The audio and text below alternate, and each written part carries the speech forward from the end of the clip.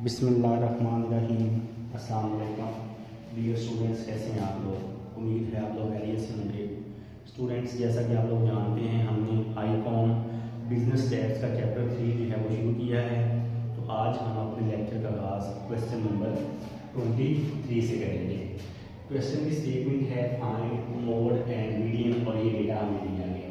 Data जो है वो अनग्रुप है क्योंकि इसमें फ्रीक्वेंसी नहीं है, तो हम अनग्रुप वाला जो है फार्मूला यूज़ करेंगे और मोड और मीडियन फाइंड करेंगे। तो पहले हम मीडियन फाइंड करेंगे। एक चीज़ याद रखनी, जब भी आपने मीडियन फाइंड करना है अनग्रुप डेटे से, तो सबसे पहले हम डेटे को अरेंज करेंगे। अरेंज मीन या असेंडिंग ऑर्डर में करेंगे या डिसेंडिंग ऑर्डर में करेंगे। तो मैं डेटे को अरेंज कर रहा हूँ असेंडिंग ऑर्डर में। Arrange data, arrange data. सबसे पहले देखिए सबसे छोटी वैल्यू इसमें कौन सी है, तो सबसे छोटी वैल्यू है 60। उसके बाद 62,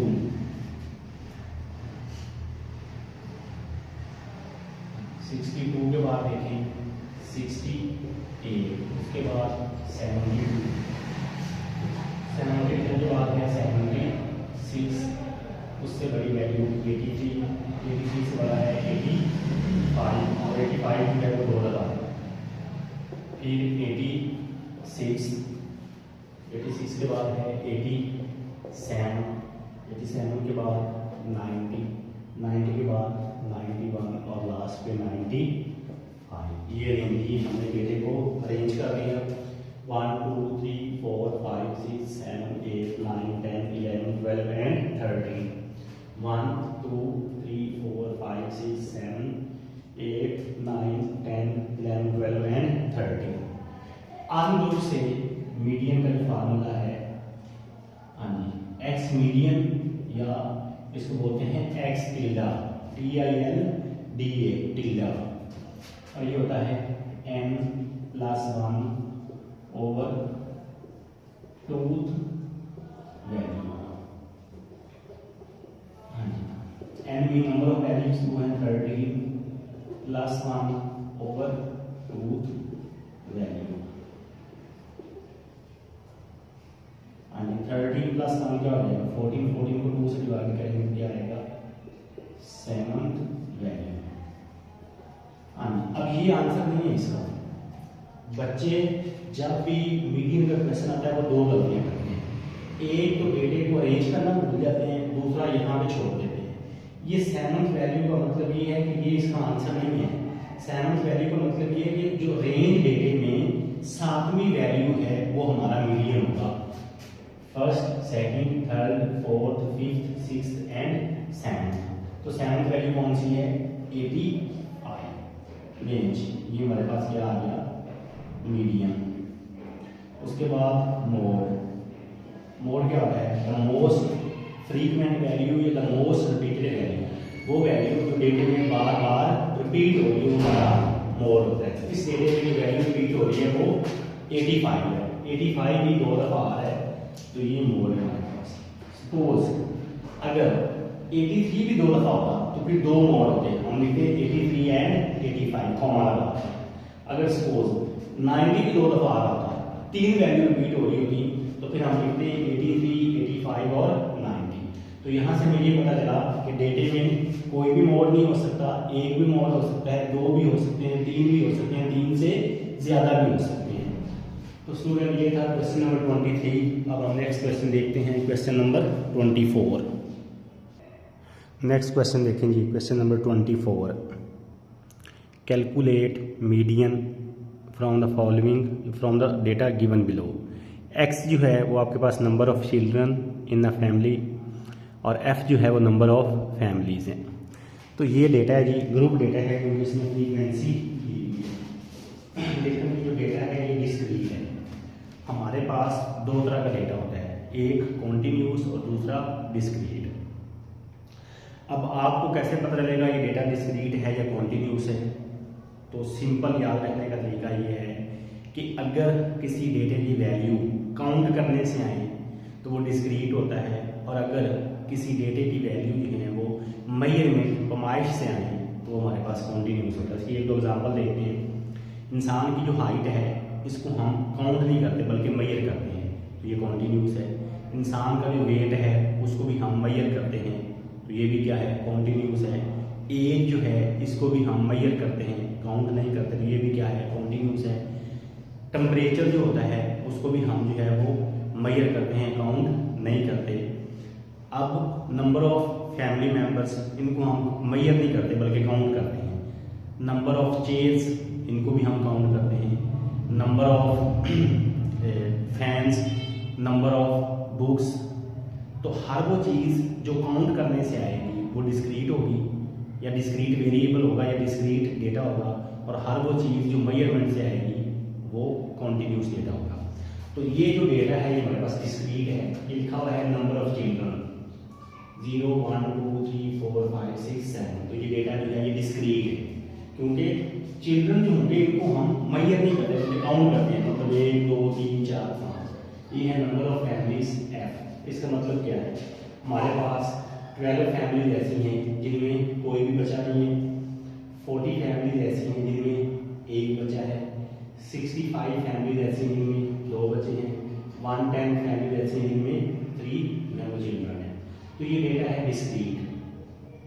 इसके लिए सिर्फ हमें एक और कॉलम बनाना है, वो होता है सी एफ। क्या होता है जी, C dot F. C dot F से क्या मुराद है, कम्युलेटिव फ्रीक्वेंसी। ये कैसे फाइंड करनी है जी, ये हम देखते हैं। एफ की जो फर्स्ट वैल्यू है ना वो आपने एज इट इज लिखनी है, पहली वैल्यू 12। अब नेक्स्ट क्या होगा, इस 40 में ये 12 जो है वो आपने ऐड कर लेना है। क्या करना है, इसको उसमें ऐड करके लिखना है। मतलब 40 प्लस 12 क्या आंसर आएगा, 52। नेक्स्ट इसमें ये वाली वैल्यू ऐड कर देंगे। 52 में क्या ऐड करेंगे, 65। इसको जब ऐड किया तो ये हमारे पास जो आंसर आ रहा है वो आ रहा है 117। नेक्स्ट इसमें ये वैल्यू ऐड कर देंगे, 117 प्लस 1110, तो ये आ गया 227। नेक्स्ट 227 में 42 जो है ये ऐड कर दें, 227 प्लस 42, ये आंसर आ गया 269। नेक्स्ट इस 269 में 15 को ऐड कर देंगे, तो ये हमारे पास जो आंसर आ रहा है वो है 284। नेक्स्ट 284 में 5 ऐड कर देंगे, तो ये हमारे पास आ गया 289। और इस 289 में ये 2 ऐड कर दें, तो इस तरह की हमारे पास ये आएगी कम्युलेटिव फ्रीक्वेंसी। और इस तरह यहाँ पे ये होगा सम एफ, और ये इक्वल है 291 की। एफ का सम और सी एफ की लास्ट वैल्यू ये हमेशा दोनों इक्वल होंगी। अगर ये लास्ट वैल्यू और ये एफ का सम इक्वल नहीं आएगा, इसका मतलब है हमने कहीं गलती की है जी। अब मीडियन कैसे फाइंड करते हैं, हम क्या करेंगे, एन जो है उसको 2 पे डिवाइड करेंगे, और एन जो है ये सम एफ के इक्वल होता है। सम एफ है आपके पास 291, इसको करना है 2 से डिवाइड, तो ये आ गया 145.5। चेक कर लेंगे, इसको डिवाइड करते हैं। 291 को जब 2 से डिवाइड किया तो ये 145.5। इसको अब हमने देखना है सी एफ में, जो सी एफ वाला कॉलम है उसमें हमने देखना है ये वैल्यू किस वैल्यू के अंदर आएगी। 52 12 में तो नहीं आएगी, क्योंकि 145 में 5 12 से बड़ा है। 52 में भी नहीं आएगी, इससे भी ये वैल्यू बड़ी है। 117 में भी नहीं आएगी, क्योंकि इससे भी ये वैल्यू बड़ी है। तो 145 227 में आएगा। क्या मतलब है कि ये वैल्यू इसके अंदर है। समझ आएगी, नहीं समझ आएगी दोबारा, कि ये वैल्यू हमें देखना है कि सी एफ की किस वैल्यू में आएगी। अब आप ये कहेंगे ये 269 में क्यों नहीं आ रही, क्योंकि 269 इसके बाद आता है। तो हमने ये देखना है कि इसके करीब करीब वाली वैल्यू कौन सी है जिसके अंदर ये वैल्यू लाई कर रही है। तो ये लाई कर रही है 227 के अंदर। तो इसके सामने जाके हमें x की वैल्यू देखनी है। x की वैल्यू इसके सामने देखे क्या आ रही है, 3। तो इसका मतलब है हमारा जो मीडियन होगा वो क्या होगा 3। डिस्क्रीट डेटे के लिए हमें सबसे पहले क्या करना है, CF निकालना है। CF निकालने के बाद n को 2 से डिवाइड करना है। n जो है ये सम f के इक्वल होता है ग्रुप डेटे में, तो क्योंकि ये डेटा ग्रुप है इसमें f दिया हुआ है, सम f को 2 से डिवाइड किया, ये है इसको हमें देखना है CF में, तो CF में ये लाई कर रहा है 227 में। इसके सामने हमने x की वैल्यू देखनी है, वो क्या आ रही है 3, तो मीडियन जो होगा वो 3 होगा। तो स्टूडेंट्स आज के लिए मेरा यही काम है। अगर आप चैनल पे नए हैं और अभी तक आपने चैनल को सब्सक्राइब नहीं किया तो जल्दी से चैनल को लाइक कर दें, सब्सक्राइब कर दें और बेल आइकन को अपने लाजमी प्रेस करना है ताकि आने वाली हर नई वीडियो पे नोटिफिकेशन आप तक पहुंच सके। एक नई वीडियो के साथ दोबारा फिर मिलते हैं। अपना ख्याल रखिएगा। अल्लाह हाफिज़।